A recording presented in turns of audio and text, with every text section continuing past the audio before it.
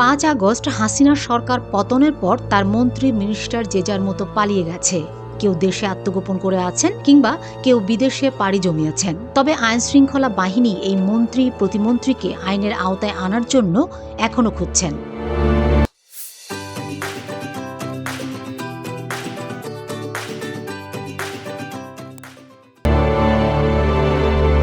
এবার বাংলাদেশ থেকে পালিয়ে যাওয়া মন্ত্রীদের দেখা মিলল লন্ডনে যুক্তরাজ্য আওয়ামী লীগের সাধারণ সম্পাদক সৈয়দ সাজিদুর রহমান ফারুকের ছেলে ফাইয়াজ রহমানের বিয়ের অনুষ্ঠানে আওয়ামী লীগের সাবেক 4 জন মন্ত্রী ও প্রতিমন্ত্রীকে দেখা গেছে।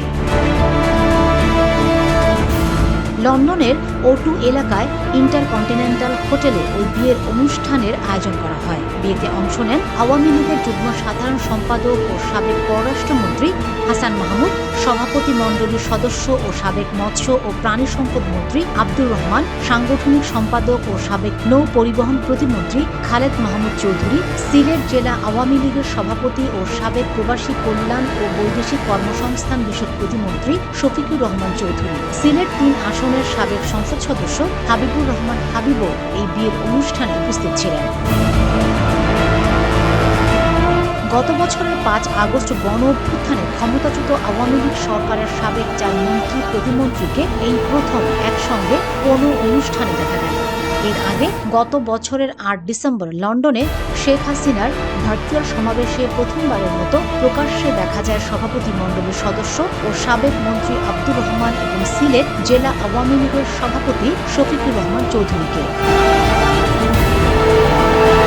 এবছরের 2 ফেব্রুয়ারি লন্ডনে আওয়ামী লীগের কর্মী সমাবেশে দেখা যায় দলের সাংগঠনিক সম্পাদক ও সাবেক প্রতিমন্ত্রী খালেদ মাহমুদ চৌধুরীকে। 30 মার্চ লন্ডনে ঈদের জামায়াতে প্রকাশ্যে আসেন আওয়ামী লীগের যুগ্ম সাধারণ সম্পাদক ও সাবেক পররাষ্ট্রমন্ত্রী হাসান মাহমুদ চৌধুরী।